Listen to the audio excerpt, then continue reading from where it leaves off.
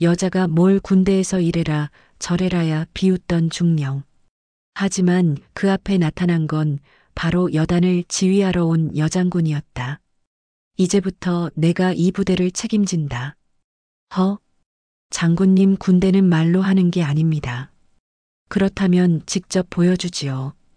병사들의 숨겨진 고통, 사라진 탄약, 폭발 사고의 진실, 그리고 믿었던 동료의 배신까지 권위로 똘똘 뭉친 중령과 철두철미한 여장군의 대립 속에서 누가 진짜 군인의 길을 보여줄 것인가?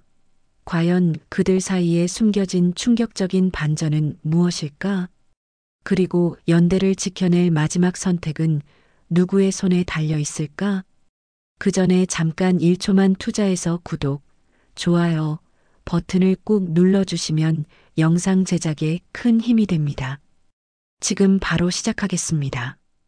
해발 1200m가 넘는 산골짜기에 자리 잡은 이곳은 대한민국의 마지막 보루였습니다. 이른 새벽 차가운 산바람이 부대 곳곳을 휘돌며 국기개양대의 태극기를 펄럭이게 했습니다. 6시. 정각을 알리는 나팔 소리가 울려 퍼지자 병사들이 일제히 생활관에서 뛰쳐나와 정렬했습니다. 이연수 중령은 연대 지휘실 창가에서 이 모든 광경을 내려다보며 커피 한 잔을 천천히 마시고 있었습니다. 40대 중반의 나이에도 불구하고 여전히 단단한 체격을 자랑하는 그는 이 부대에서만 12년째 근무하고 있는 베테랑 간부였습니다.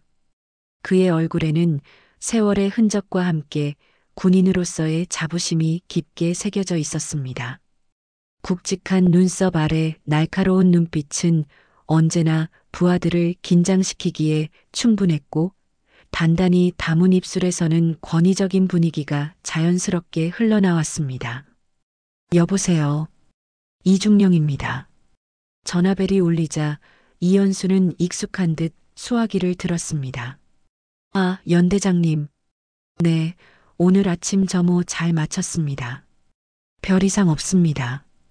훈련 계획도 차질 없이 진행 중이고 병사들 상태도 양호합니다. 그는 간단 명료하지만 정확하게 보고를 마치고 전화를 끊었습니다. 이런 일상적인 보고가 그에게는 하루의 시작이자 동시에 자신의 능력을 확인하는 순간이었습니다. 이연수 중령의 하루 일과는 언제나 똑같았습니다. 아침 점호 확인, 오전 회의, 점심 식사 후 부대 시찰, 오후 업무 처리, 저녁 점호, 그리고 마지막은 장교들과의 술자리까지. 이 모든 것이 마치 시계처럼 정확하게 돌아가는 그만의 루틴이었습니다.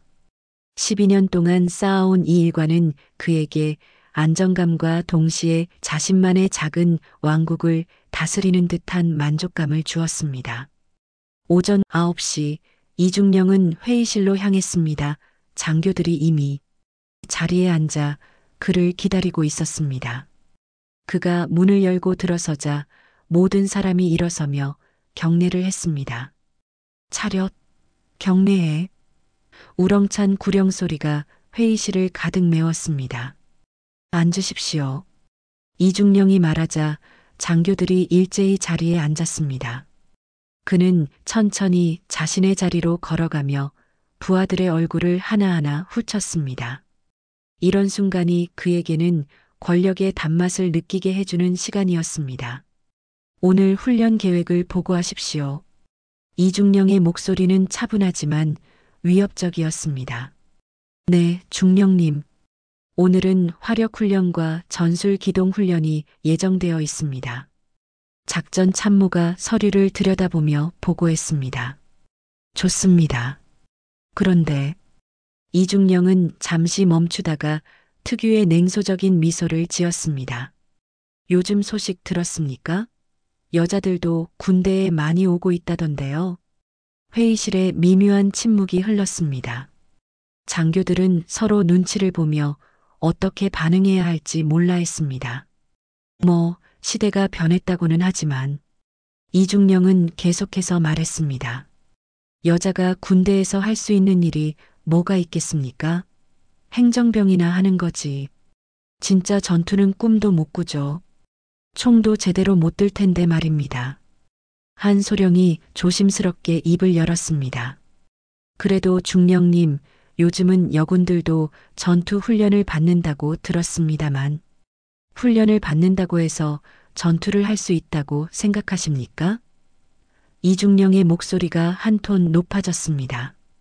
군대는 놀이가 아닙니다.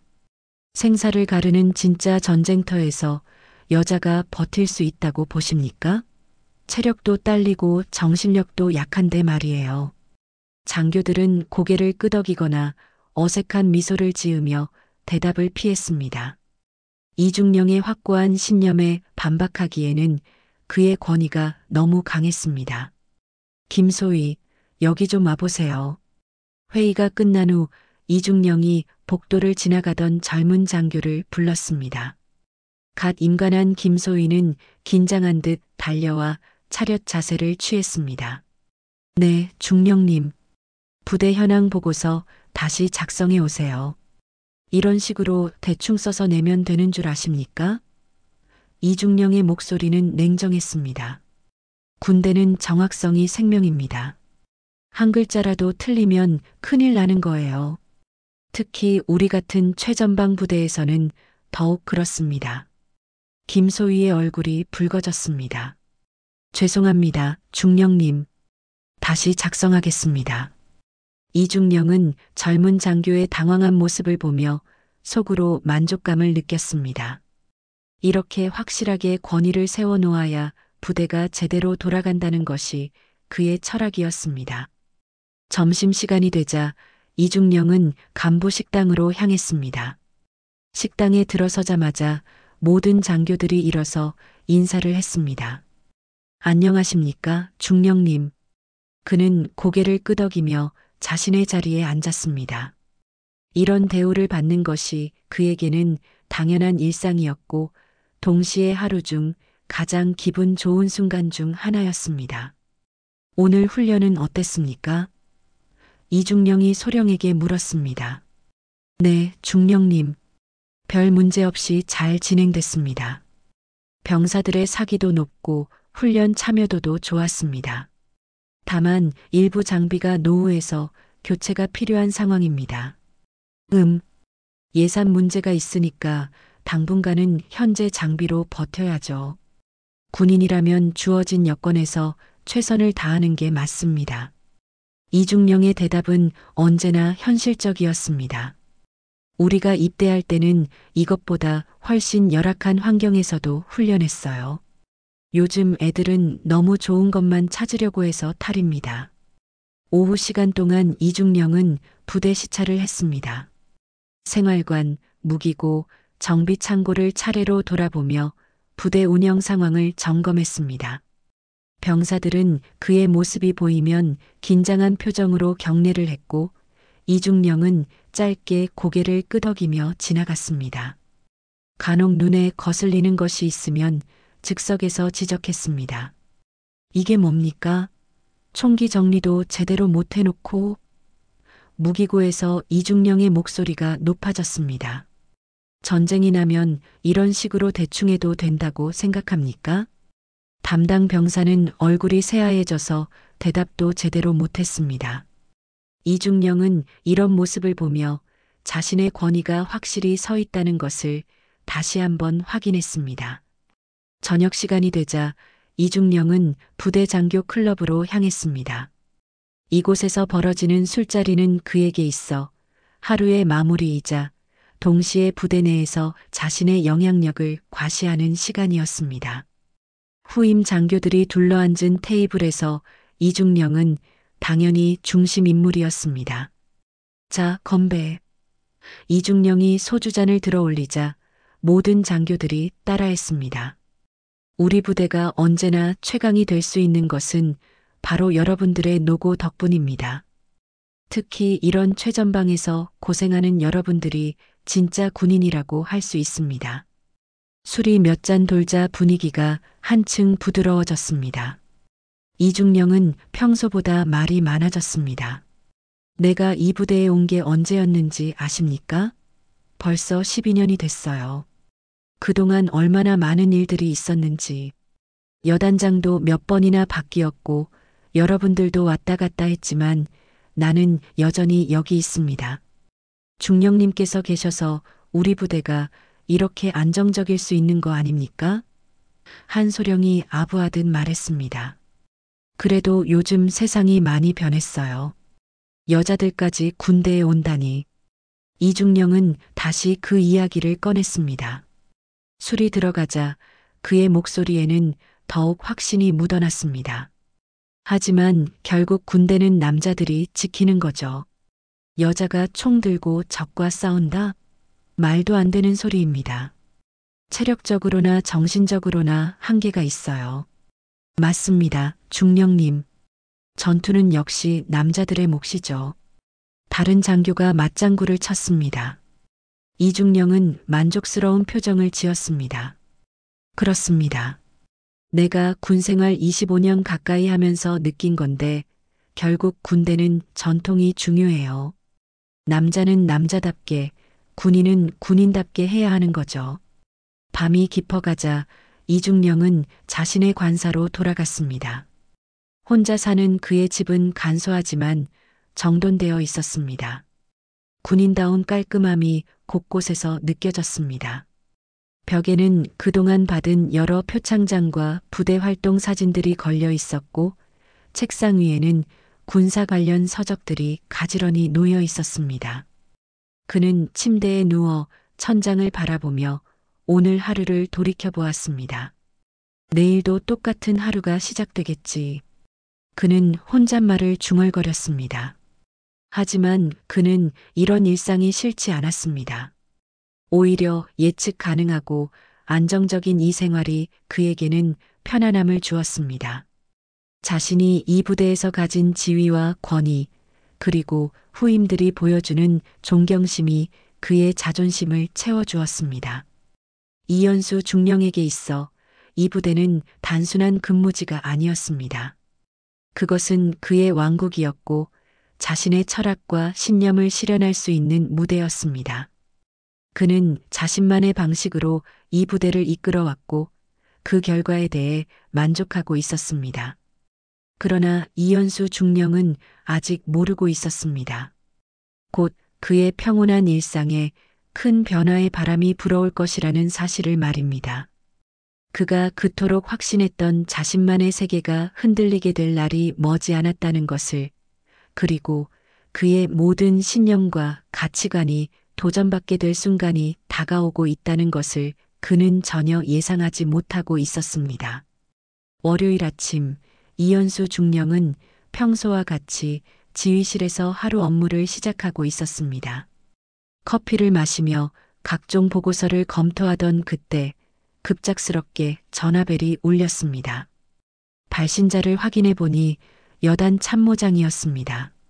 이른 시간에 걸려오는 전화치고는 뭔가 심상치 않은 기운이 느껴졌습니다. 여보세요. 이중령입니다.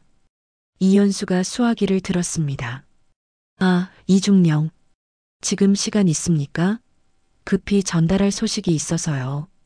참모장의 목소리에는 평소와 다른 긴장감이 섞여 있었습니다. 네, 말씀하십시오. 새로운 연대장이 부임하신다는 공문이 방금 내려왔습니다. 이번 주 금요일에 부임식이 있을 예정이고요. 이중령은 별다른 반응을 보이지 않았습니다. 연대장 교체는 군에서 흔히 있는 일이었기 때문입니다. 알겠습니다. 새로 오시는 분은 어떤 분이신지요? 그게 참모장이 잠시 머뭇거렸습니다. 정미영 준장님이십니다. 정미영? 처음 듣는 이름인데요. 어느 부대에서 오시는 건가요? 국방부 기획관리실에서 근무하셨고 그 전에는 군수사령부에 계셨습니다. 그런데 참모장이 다시 한번 말을 멈췄습니다. 그런데 뭡니까? 여군 장군이십니다. 전화기 너머로 잠시 정적이 흘렀습니다. 이연수 중령의 얼굴에 놀라움이 스쳐갔습니다. 그는 수화기를 더 세게 움켜쥐었습니다. 뭐라고 하셨습니까? 정미영 준장님은 여군 출신이십니다. 우리 연대 역사상 첫 번째 여성 연대장이 되시는 겁니다. 이중령은 잠시 말을 잇지 못했습니다. 그의 머릿속에서는 여러 생각들이 복잡하게 얽히고 있었습니다. 여자가 여단장이라니? 그것도 최전방 부대의 여단장이라니. 이것은 그가 지금까지 경험해 본 적 없는 완전히 새로운 상황이었습니다. 이중령님? 거기 계십니까? 아, 네. 알겠습니다. 부임 준비는 어떻게 진행하면 되겠습니까? 일단 평상시와 같이 준비하시면 됩니다. 자세한 사항은 추후 공문으로 내려갈 예정입니다. 전화를 끊은 후 이중령은 한동안 멍하니 앉아 있었습니다. 여군 여단장이라는 말이 계속 머릿속에서 맴돌았습니다. 그는 자리에서 일어나 창밖을 바라보았습니다. 훈련 중인 병사들의 모습이 보였지만 오늘은 왠지 그 광경마저 다르게 느껴졌습니다. 점심시간이 되자 이중령은 평소보다 일찍 장교 클럽으로 향했습니다. 몇몇 장교들이 이미 자리에 앉아 식사를 하고 있었습니다. 이중령이 들어서자 모두 일어서서 인사를 했습니다. 안녕하십니까, 중령님. 앉으십시오. 이중령은 평소보다 무거운 표정으로 자리에 앉았습니다. 장교들은 그의 기분이 좋지 않다는 것을 금세 눈치챘습니다. 중령님, 무슨 일 있으십니까? 한소령이 조심스럽게 물었습니다. 이중령은 잠시 망설이다가 입을 열었습니다. 새로운 여단장이 오신다는 소식 들었습니까? 아, 네. 이번 주에 부임식이 있다고 들었습니다. 그런데 이중령이 쓴웃음을 지었습니다. 이번에 오시는 분이 여군 장군이라고 합니다. 장교들의 얼굴에 놀라움이 스쳐갔습니다. 서로 눈을 마주치며 어떻게 반응해야 할지 몰라 했습니다. 여군 장군이요? 중령이 되물었습니다. 네. 정미영 준장이라고 합니다. 우리 여단 역사상 첫 번째 여성 여단장이 되는 거죠. 잠시 식당에 정적이 흘렀습니다. 모든 장교들이 이 뜻밖의 소식을 소화하려고 애쓰고 있었습니다. 그런데 중령님, 한 대위가 조심스럽게 입을 열었습니다. 여군 장군께서 우리 같은 최전방 부대를 지휘하실 수 있을까요? 이중령의 얼굴에 냉소적인 미소가 떠올랐습니다. 그러게 말입니다. 여자가 뭘 최전방에서 알겠어요? 아마 서류나 보고서나 들여다보면서 앉아 있을걸요. 다른 장교들도 하나둘씩 동조하기 시작했습니다. 맞습니다. 전투 경험도 없을 텐데. 여군들은 보통 후방 지원 업무만 하지 않습니까? 이중령은 이런 반응들을 보며 자신의 생각이 틀리지 않았다는 확신을 가졌습니다. 결국 우리가 다 알아서 해야 할 것 같네요. 지금까지도 잘해왔으니까 큰 문제는 없겠지만. 저녁 시간이 되자 이중령은 몇몇 선임 장교들과 함께 부대 밖 술집으로 향했습니다. 평소보다 술자리가 일찍 시작된 것은 새로운 여단장 소식 때문이었습니다. 작은 개인실에서 벌어진 술자리는 평소보다 훨씬 진지한 분위기였습니다. 자, 건배. 이중령이 소주잔을 들어 올렸습니다. 새로운 변화가 오는군요. 몇 잔이 돌고 나자 이중령의 목소리에는 평소보다 더 많은 감정이 실렸습니다. 솔직히 말해서 이해가 안 가는 인사입니다. 왜 하필 우리 같은 최전방 부대에 여군 장군을 보내는 건지. 중령님 말씀이 맞습니다. 중령이 맞장구를 쳤습니다. 여자가 군대에서 할 수 있는 일은 한정되어 있는데 말이죠. 이중령은 술잔을 비우며 계속 말했습니다. 내가 군생활 25년 가까이 하면서 여군들을 많이 봤지만 진짜 전투에는 한 번도 참여한 적이 없어요. 당연한 거죠. 체력적으로나 정신적으로나 한계가 있으니까요. 그럼 우리는 어떻게 해야 할까요? 소령이 걱정스럽게 물었습니다. 어떻게 하겠어요? 최대한 예의는 갖추되 실질적인 부대 운영은 우리가 알아서 해야죠. 이중령의 목소리에는 확신이 묻어났습니다. 어차피 여자가 군대에서 무슨 큰 일을 할 수 있겠습니까? 술자리가 무르익자 이중령은 더욱 직설적으로 말하기 시작했습니다. 뭐, 이번엔 여군 장군이라고? 허허. 여자가 뭘 군대에서 이래라 저래라야? 그의 목소리에는 비웃음이 섞여 있었습니다. 아마 몇 달 못 가서 후방으로 전출 갈걸요. 최전방 생활이 얼마나 힘든지 알게 되면 말이에요. 다른 장교들도 술 기운에 점점 말이 많아졌습니다. 여자들은 감정적이라서 중요한 결정을 내릴 때 문제가 생길 수 있어요. 전투 상황에서는 냉정함이 생명인데 이중령은 이런 말들을 들으며 고개를 끄덕였습니다. 그렇습니다. 군대는 전통이 중요해요. 남자는 남자다운 일을, 여자는 여자다운 일을 해야 하는 거죠. 무턱대고 평등하다고 해서 모든 걸 똑같이 할 수는 없는 법입니다. 밤이 깊어가면서 이중령의 말은 더욱 거칠어졌습니다. 솔직히 말해서 이번 인사는 정치적인 고려 때문일 거예요. 여성 진출을 늘려야 한다는 압박 때문에 억지로 만든 자리일 뿐이죠. 실제로는 뭘 할 수 있겠어요? 술자리를 마치고 관사로 돌아온 이중령은 잠이 오지 않았습니다. 그는 책상에 앉아 새로운 여단장에 대한 자료를 찾아보려 했지만 인터넷에서 찾을 수 있는 정보는 많지 않았습니다. 다만 정미영 준장이 육군사관학교를 우수한 성적으로 졸업했고 여러 보직을 거쳐 빠른 진급을 했다는 정도의 정보만 있을 뿐이었습니다. 결국 책상물림이었구나. 이중령은 혼잣말을 중얼거렸습니다.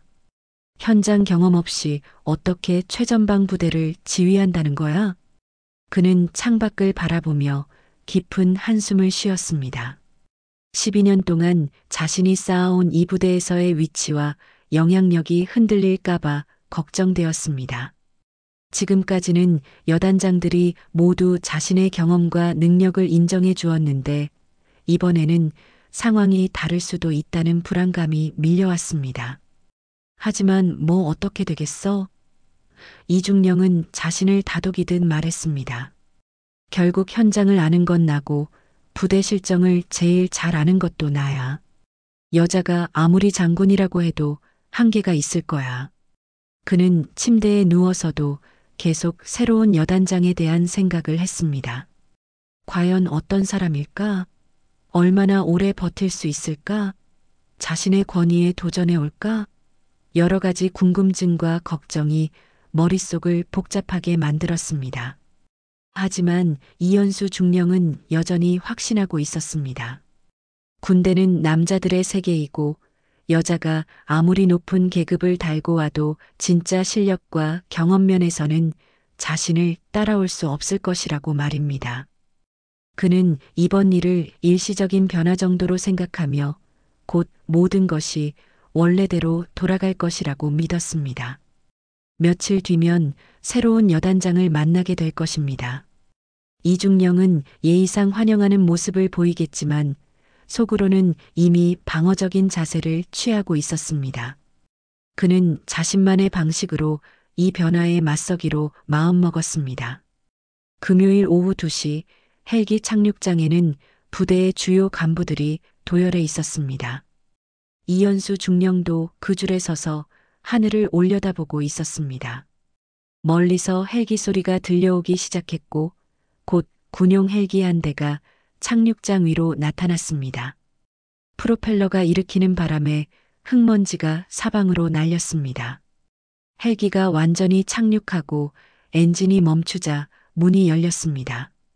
가장 먼저 내린 것은 수행 장교였고 그 뒤를 따라 한 사람이 천천히 헬기에서 내렸습니다.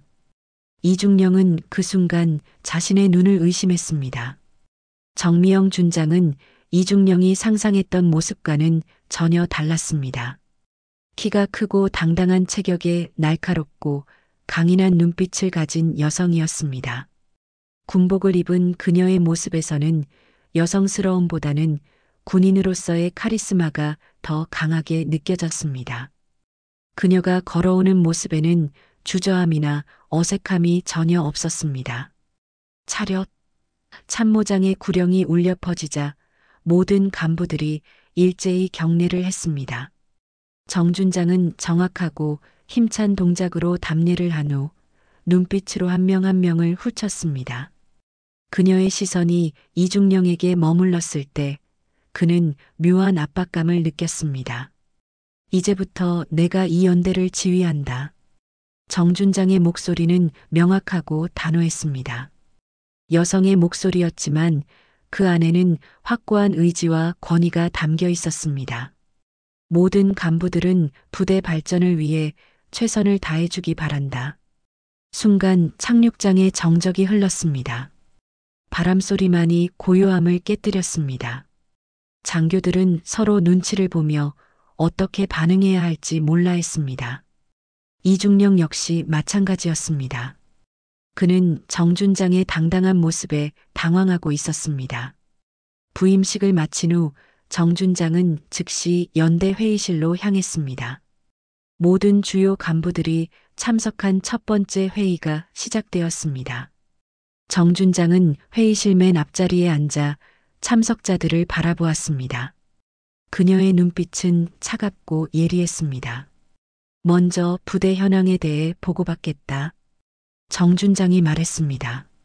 훈련 실적, 부대 관리 상황, 그리고 현재 당면한 문제점들을 솔직하게 말해달라. 참모장이 일어서서 전반적인 부대 현황을 보고했습니다. 대체로 양호하다는 내용이었지만 정준장의 표정은 점점 굳어져 갔습니다. 보고가 끝나자 그녀는 서류를 펼쳐보며 날카롭게 물었습니다. 이 부대는 왜 훈련 통계와 실제 전투력이 맞지 않습니까? 정준장의 질문은 예상치 못한 것이었습니다. 보고서상으로는 모든 것이 우수하다고 되어 있는데 실제 평가 결과는 그렇지 않군요. 회의실에 긴장감이 돌았습니다. 장교들은 서로를 바라보며 누가 대답해야 할지 몰라 했습니다. 그때 이연수 중령이 얼굴을 붉히며 입을 열었습니다.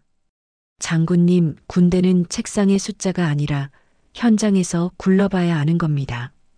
이중령의 목소리에는 분명한 도전의식이 담겨 있었습니다.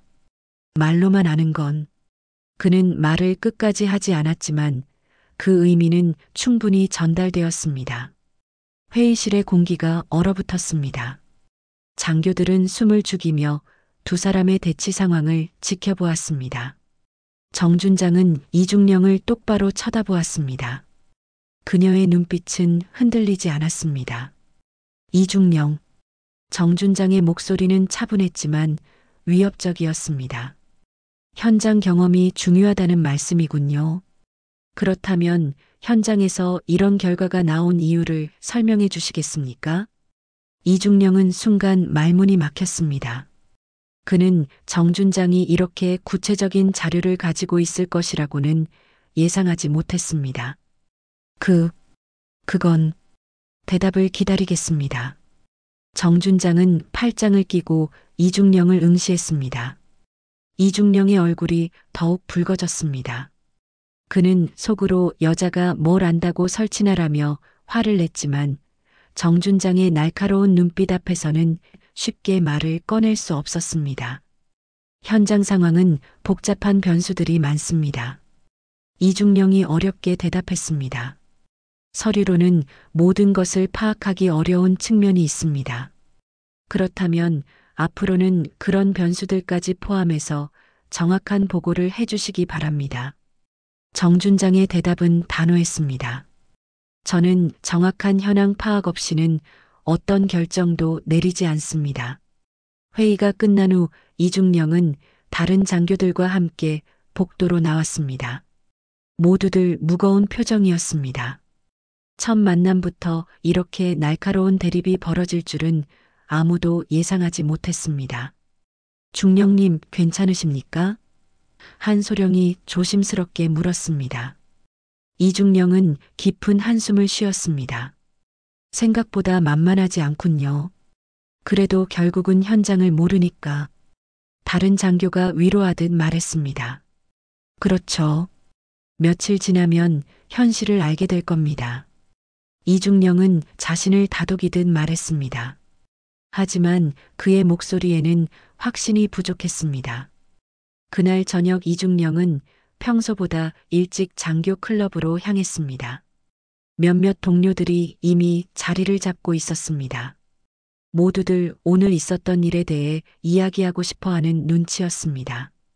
오늘 회의 어땠습니까? 중령이 물었습니다. 이중령은 술잔을 들이키며 답했습니다. 생각보다 까다롭네요. 뭔가 준비를 많이 해온 것 같습니다. 그래도 여자가 뭘 알겠어요? 소령이 맞장구 쳤습니다. 얼마 안 가서 한계를 드러낼 겁니다. 이중령은 고개를 끄덕였지만 마음 한편으로는 불안함이 커지고 있었습니다. 정준장의 날카로운 질문들과 흔들리지 않는 눈빛이 계속 머릿속에 맴돌았습니다. 그런데 말입니다. 한 대위가 조심스럽게 입을 열었습니다. 장군님이 가져온 자료들이 꽤 상세하더군요. 그게 뭐 대수입니까? 이중령이 언성을 높였습니다. 서류로 뭘 안다고 생각하는 거죠? 진짜 현장은 몸으로 체험해야 아는 건데 말이에요. 하지만 이중령의 목소리에는 평소의 자신감이 부족했습니다. 다른 장교들도 그것을 눈치챘습니다. 분위기가 무거워지자 모두들 말을 아꼈습니다. 며칠이 지나면서 정준장은 계속해서 부대 곳곳을 돌아다니며 현황을 파악하기 시작했습니다. 그녀는 단순히 보고만 받는 것이 아니라 직접 현장을 확인했습니다. 훈련장, 생활관, 무기고, 심지어 취사장까지 빠짐없이 점검했습니다. 이중령은 이런 모습을 보며 점점 더 불편함을 느꼈습니다. 지금까지 여단장들은 대부분 보고서를 통해서만 부대 상황을 파악했는데 정준장은 모든 것을 직접 눈으로 확인하려 했습니다. 참 답답한 일이군요. 이중령이 혼잣말을 중얼거렸습니다. 여자들은 역시 세세한 것까지 다 확인해야 직성이 풀리나 봅니다. 하지만 정준장의 철저한 현장 확인은 예상치 못한 문제들을 드러내기 시작했습니다. 이중령이 그동안 대충 넘어갔던 부분들이 하나둘씩 지적되기 시작한 것입니다. 이렇게 계속되면 이중령은 걱정이 커져갔습니다. 그는 지금까지 자신이 쌓아온 위치와 권위가 흔들릴 수도 있다는 불안감을 느끼기 시작했습니다. 정준장과 이중령의 갈등은 이제 시작에 불과했습니다. 두 사람의 서로 다른 철학과 방식이 충돌하면서 부대 전체에 긴장감이 돌기 시작했습니다. 장교들은 어느 쪽을 따라야 할지 혼란스러워했고 병사들도 변화의 기운을 감지하고 있었습니다. 부임 일주일째 정미영 준장은 새벽 6시부터 부대 전체를 직접 순찰하기 시작했습니다. 이른 시간임에도 불구하고 그녀는 이미 완벽하게 단장한 채 생활관을 돌아보고 있었습니다. 병사들은 갑작스러운 여단장의 등장에 당황했지만 정준장은 자연스럽게 그들에게 다가가 이야기를 나누기 시작했습니다. 밥은 잘 나오나요?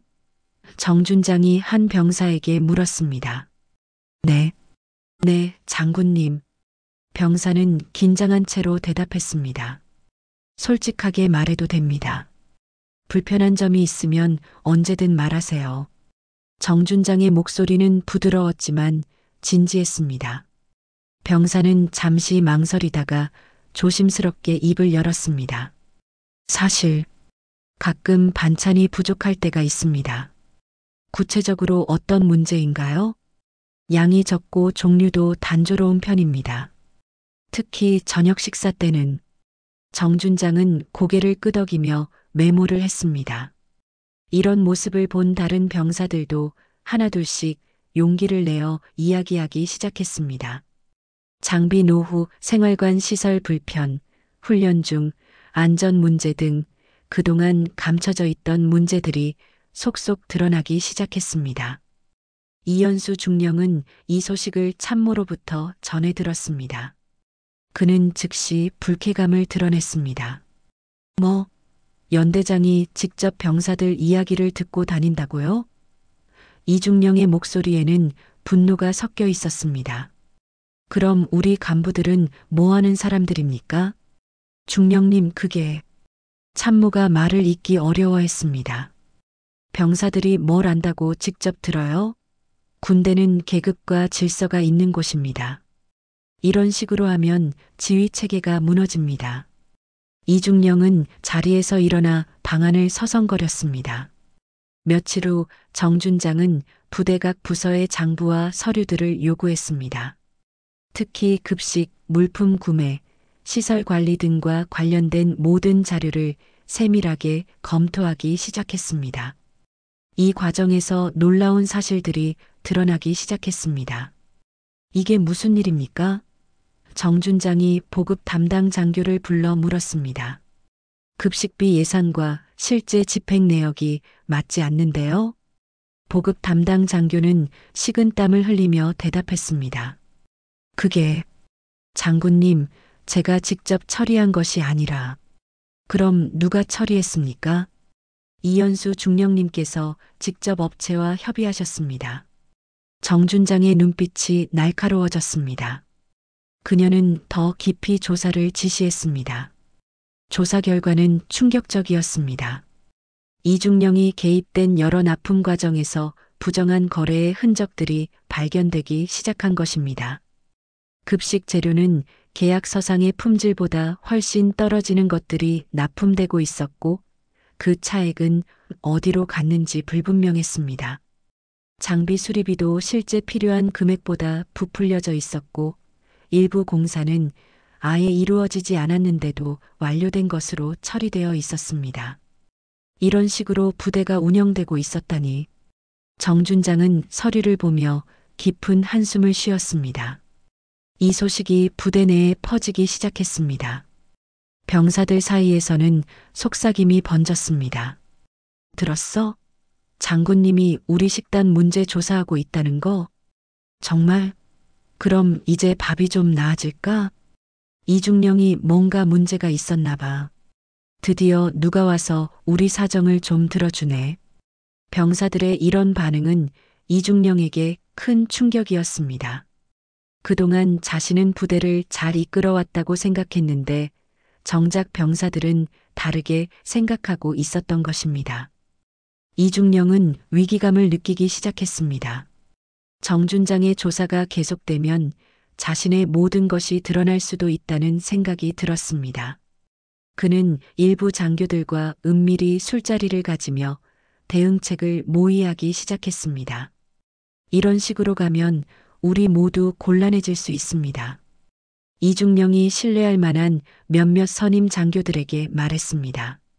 여자가 오면 결국 이렇게 혼란스러워지게 돼 있어요. 그럼 어떻게 해야 합니까? 한중령이 걱정스럽게 물었습니다. 일단 우리끼리라도 단합해야 합니다. 이중령의 목소리에는 절박함이 묻어났습니다. 그 여자가 뭔 말을 해도 우리는 우리 방식대로 해야 해요. 군대를 여자가 어떻게 이해하겠습니까? 하지만 일부 장교들은 이미 정준장의 능력을 인정하기 시작하고 있었습니다. 그녀의 세밀한 분석력과 정확한 현황 파악 능력에 감탄하는 사람들이 생겨나고 있었던 것입니다. 중령님, 하지만 장군님 말씀도 일리가 있지 않습니까? 한소령이 조심스럽게 의견을 제시했습니다. 실제로 문제가 있었던 부분들이 드러나고 있잖아요.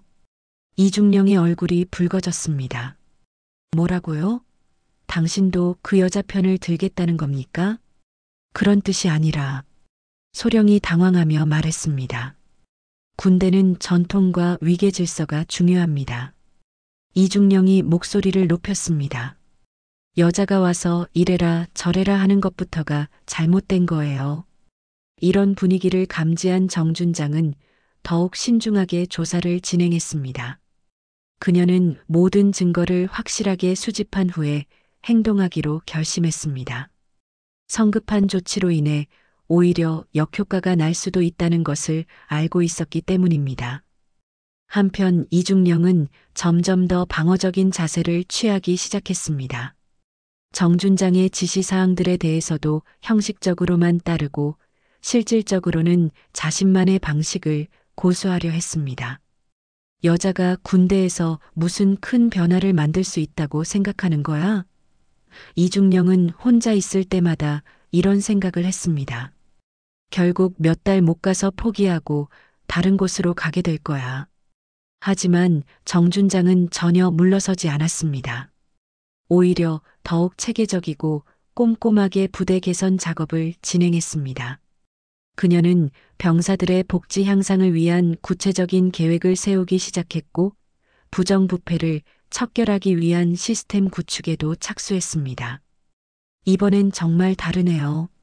한 병사가 동료에게 속삭였습니다. 이번 장군님은 진짜로 우리를 위해서 뭔가 하려고 하시는 것 같아요. 부대의 분위기가 서서히 변하기 시작했습니다. 병사들 사이에서는 희망의 기운이 생겨나기 시작했고 일부 장교들도 정준장의 리더십에 주목하기 시작했습니다. 반면 이중령 주변의 기운은 점점 더 무거워져 갔습니다. 갈등의 골이 깊어져가는 상황에서 두 사람의 대립은 이제 개인적인 차원을 넘어서 부대 전체의 미래를 좌우할 중요한 분기점이 되어 가고 있었습니다. 화요일 오전 10시 부대 전체를 뒤흔드는 사고가 발생했습니다. 탄약고에서 갑작스러운 폭발음이 들렸고 곧이어 검은 연기가 하늘로 치솟았습니다. 훈련 중이던 병사들이 모두 그 방향을 바라보며 놀라움을 감추지 못했습니다. 폭발 사고 발생. 모든 부대원은 즉시 대피하라. 확성기를 통해 긴급 방송이 울려 퍼졌습니다. 이연수 중령은 지휘실에서 뛰쳐나와 탄약고 쪽으로 달려갔습니다. 현장에는 이미 정미영 준장이 와 있었습니다. 그녀는 침착하게 상황을 파악하며 구조대원들에게 지시를 내리고 있었습니다. 부상자는 없습니까? 정준장이 소방대장에게 물었습니다. 다행히 인명 피해는 없습니다. 하지만 탄약고 일부가 파손되었고 인근 시설에도 피해가 있습니다. 이중령은 현장을 보며 얼굴이 창백해졌습니다. 이런 대형 사고가 자신의 관할 하에서 일어났다는 사실이 믿어지지 않았습니다. 더욱 충격적인 것은 정준장이 이미 현장에서 모든 상황을 지휘하고 있다는 점이었습니다. 이중령. 정준장이 그를 불렀습니다. 탄약고 관리 상태는 어떻게 되어 있었습니까? 그게 정기 점검을 실시하고 있었는데 이중령의 목소리가 떨렸습니다. 언제 마지막으로 안전 점검을 했습니까? 이중령은 대답하지 못했습니다. 사실 안전 점검은 형식적으로만 이루어져 왔고 실제로는 제대로 된 점검이 이루어지지 않았기 때문입니다. 사고 수습이 일단락된 후 정준장은 즉시 사고 원인 조사에 착수했습니다. 전문가들이 투입되어 정밀 조사가 시작되었고 며칠 후 충격적인 결과가 나왔습니다. 조사 결과를 보고하겠습니다. 조사관이 정준장 앞에서 말했습니다. 폭발 원인은 불량 탄약에 의한 것으로 판명되었습니다. 정상적인 탄약이었다면 절대 이런 사고가 일어날 수 없었습니다. 불량 탄약이라고요? 네. 제조 과정에서 심각한 결함이 있었던 것으로 보입니다. 더 큰 문제는 이런 불량품이 어떻게 군에 납품될 수 있었느냐는 점입니다. 정준장의 얼굴이 굳어졌습니다. 납품 과정을 조사해 보십시오. 며칠간의 조사 끝에 놀라운 사실이 드러났습니다.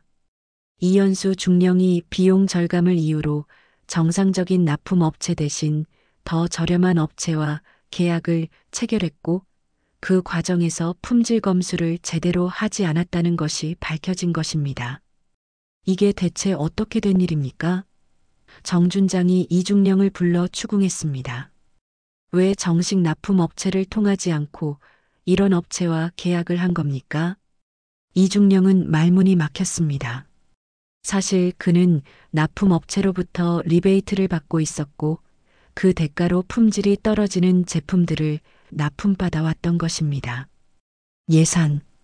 예산 절감을 위해서였습니다. 이중령이 어렵게 대답했습니다. 예산 절감이 병사들의 생명을 위험에 빠뜨리는 이유가 될 수 있습니까? 정준장의 목소리에는 분노가 섞여 있었습니다.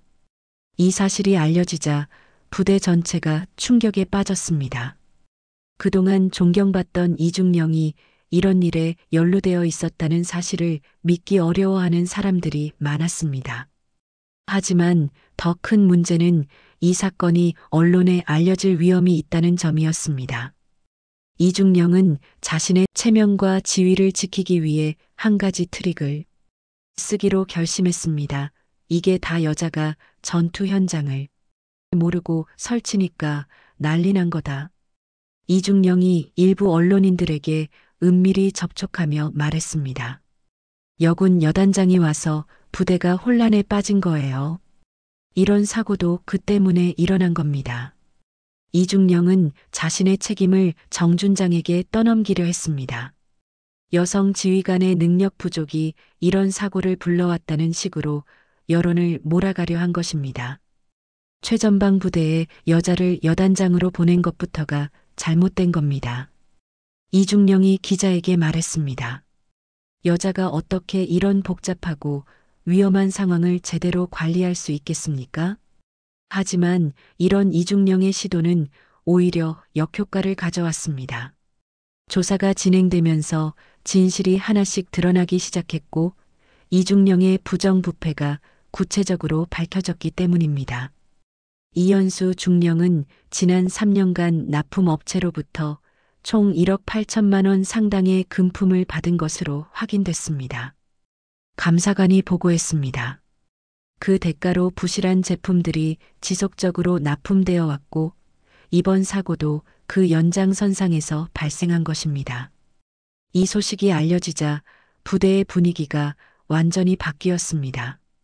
그동안 이중령을 지지했던 장교들마저 등을 돌리기 시작했습니다. 정말 실망스럽습니다. 한중령이 동료에게 말했습니다. 그동안 우리가 믿고 따랐던 분이 이런 일을 하고 있었다니. 병사들 안전은 생각하지도 않고 자기 이익만 챙겼다는 거잖아요. 병사들의 반응은 더욱 격했습니다. 그들은 자신들의 생명을 담보로 한 이중령의 행위에 분노했습니다.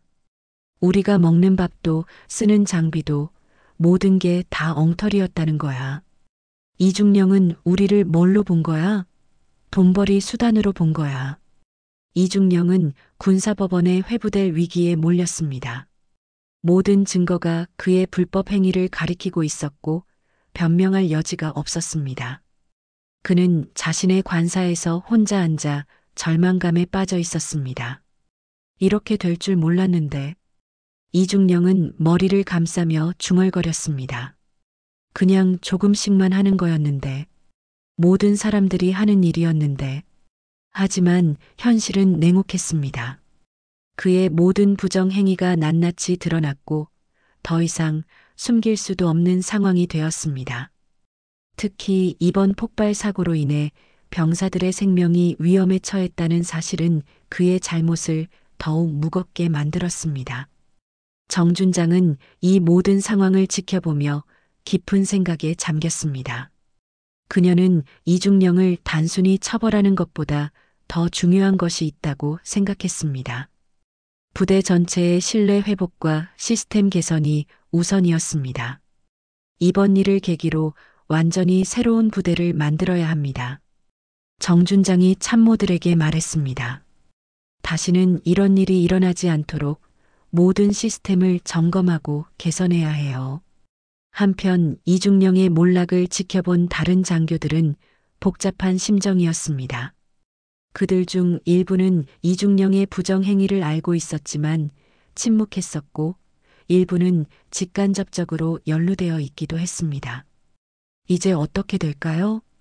한 소령이 불안해하며 물었습니다. 모든 게 바뀔 것 같습니다. 다른 장교가 대답했습니다. 이제 정말로 새로운 시대가 시작되는 것 같아요. 부대는 전례 없는 위기 상황에 직면했습니다. 오랫동안 지속되어 온 부정부패가 한 번에 드러나면서 모든 것을 다시 시작해야 하는 상황이 된 것입니다. 이 모든 혼란 속에서 정준장의 리더십이 그 어느 때보다 중요해졌습니다. 이연수 중령은 군사법원 조사관들의 조사를 받기 위해 독방에 수감되었습니다. 차가운 콘크리트 벽으로 둘러싸인 좁은 공간에서 그는 처음으로 자신의 지난 행동들을 돌이켜보게 되었습니다. 밖에서는 빗소리가 들려왔고 그 소리가 그의 마음속 혼란을 더욱 깊게 만들었습니다. 내가 도대체 뭘 한 거지? 이중령은 침대에 앉아 머리를 감싸 안았습니다. 지난 25년간의 군 생활이 주마등처럼 스쳐갔습니다. 젊은 시절 조국을 지키겠다는 순수한 마음으로 군에 입대했던 그 시절, 동료들과 함께 땀 흘리며 훈련했던 추억들, 그리고 언제부터인가 변해버린 자신의 모습, 군인으로 산다는 게 뭔지, 나는 오직 권위와 자존심만 붙잡고 있었구나. 이중령의 목소리는 쉰 듯했습니다. 그는 자신이 얼마나 길을 잘못 들었는지 깨닫기 시작했습니다. 며칠간의 고독한 시간 동안 그의 머릿속에는 한 사람의 얼굴이 계속 떠올랐습니다. 젊은 시절 함께 복무하다 전사한 친구 박정민의 모습이었습니다. 박정민은 항상 진짜 군인은 명예와 책임을 지는 거야라고 말하던 사람이었습니다. 27살 때였습니다. 국경 근처에서 벌어진 작은 충돌 사건에서 박정민은 동료들을 구하려다가 목숨을 잃었습니다. 그때 이연수는 친구의 마지막 말을 생생히 기억하고 있었습니다. 현수야, 군인은 자기 이익을 위해 존재하는 게 아니야. 나라와 국민, 그리고 동료들을 위해 존재하는 거야. 그걸 잊으면 안 돼. 정민아. 이중령은 눈물을 흘리며 중얼거렸습니다. 내가 너무 멀리 와버렸구나. 내가 말했던 진짜 군인의 모습을 완전히 잃어버렸어. 그는 자신이 언제부터 변하기 시작했는지 생각해 보았습니다. 진급을 거듭하면서 점점 더 권력의 단맛에 빠져들었고 어느새 부하들을 지켜야 할 대상이 아닌 자신의 권위를 세우는 도구로 여기게 되었습니다.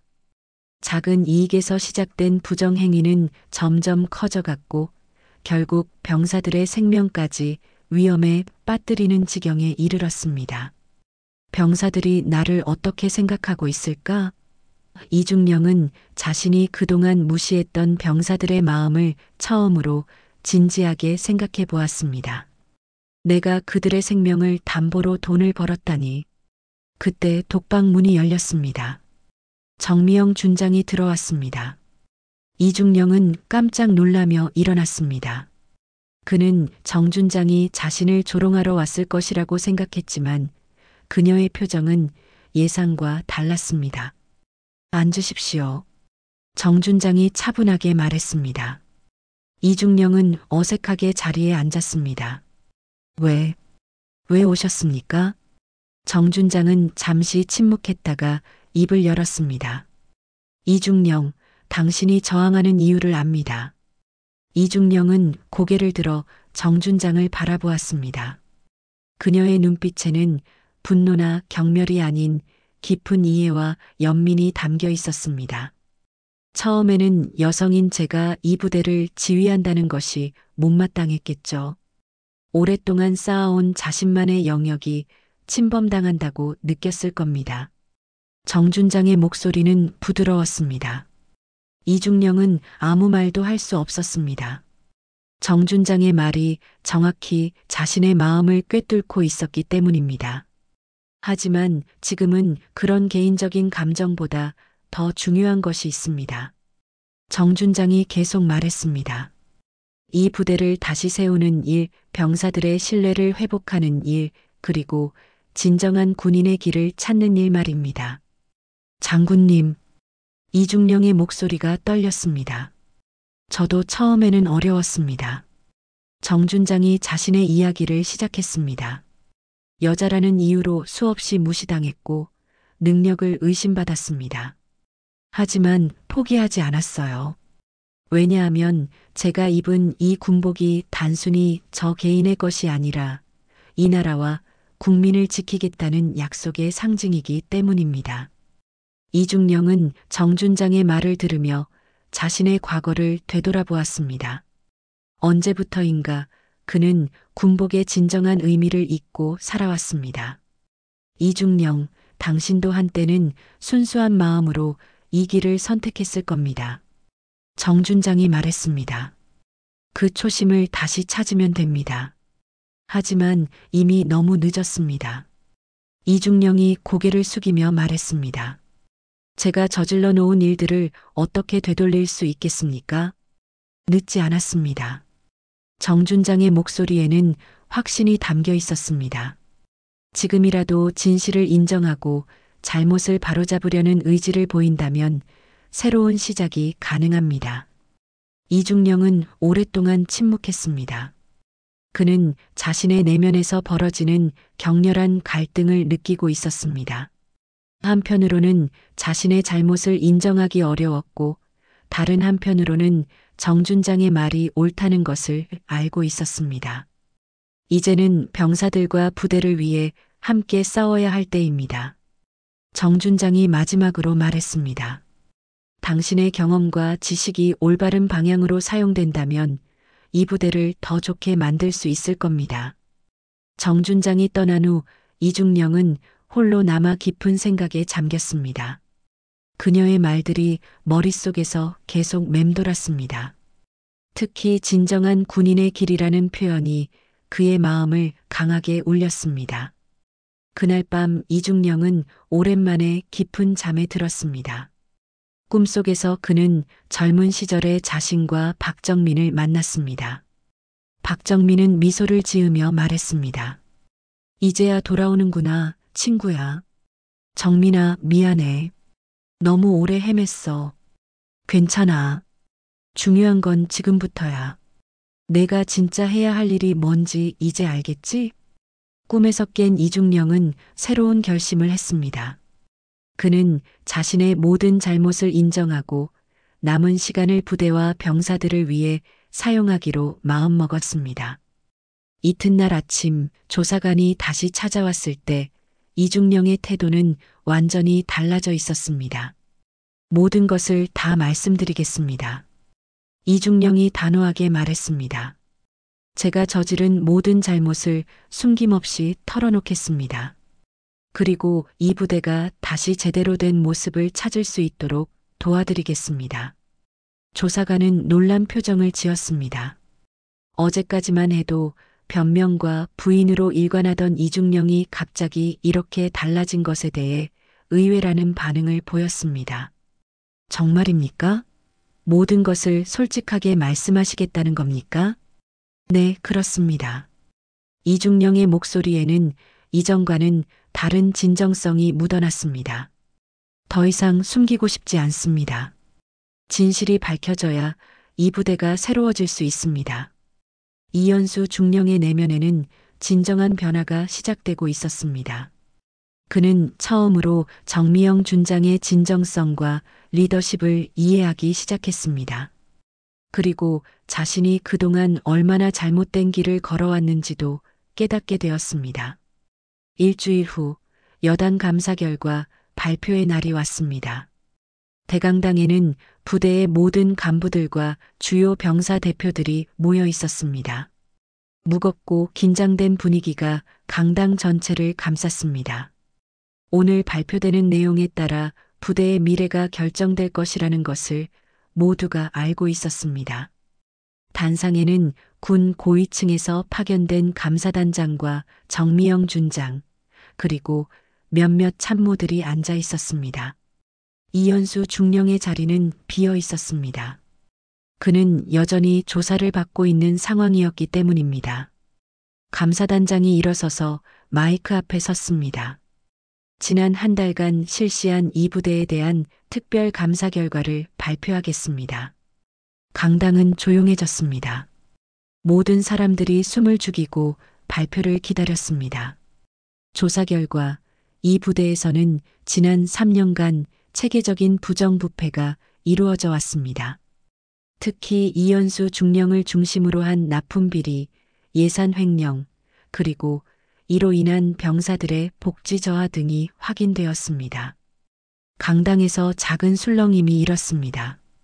예상했던 내용이지만 공식적으로 발표되는 순간의 충격은 컸습니다.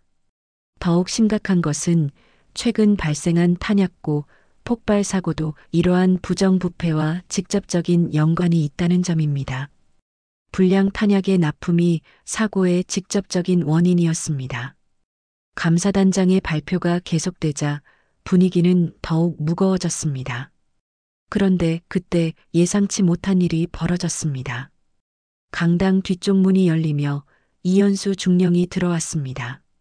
그는 수갑을 차지 않은 상태였지만 2명의 헌병이 그를 호위하고 있었습니다. 모든 사람들의 시선이 그에게 집중되었습니다. 이연수 중령이 특별히 증언하고 싶다는 요청을 해왔습니다. 감사단장이 설명했습니다. 그의 증언을 들어보겠습니다. 이중령은 천천히 단상으로 걸어갔습니다. 그의 얼굴에는 이전과는 완전히 다른 표정이 있었습니다. 오만하고 권위적이던 모습은 사라지고 대신 진지하고 숙연한 모습이었습니다. 마이크 앞에 선 이중령은 잠시 강당을 둘러보았습니다. 그의 시선이 정미영 준장과 마주쳤습니다. 정 준장은 고개를 끄덕이며 격려의 눈빛을 보냈습니다. 모든 비리와 잘못은 나의 책임입니다. 이중령의 첫마디가 강당을 조용하게 만들었습니다. 지난 3년간 이 부대에서 일어난 모든 부정부패는 제가 주도하거나 묵인한 것들입니다. 그의 목소리는 떨리고 있었지만 분명했습니다. 저는 제 개인의 이익을 위해 병사들의 복지와 안전을 희생시켰습니다. 이는 군인으로서 용서받을 수 없는 행위였습니다. 강당에 있던 모든 사람들이 충격을 받았습니다. 그동안 변명과 책임 회피로 일관하던 이중령이 갑자기 모든 것을 인정하고 나선 것입니다. 하지만 여기서 한 가지 분명히 말씀드리고 싶은 것이 있습니다. 이중령의 목소리가 한층 더 힘을 얻었습니다. 이 부대를 바꾼 건 정미영 여단장의 리더십입니다. 모든 시선이 정준장에게 향했습니다. 그녀는 놀란 표정으로 이중령을 바라보았습니다. 저는 처음엔 여성 지휘관을 인정하지 않았습니다. 이중령이 계속 말했습니다. 여자가 군대에서 무엇을 할 수 있겠느냐고 생각했죠. 하지만 지금은 다릅니다. 그의 목소리에는 진정성이 가득 담겨 있었습니다. 정여단장님, 영상이 유익하셨다면 구독과 좋아요, 댓글까지 부탁드리겠습니다.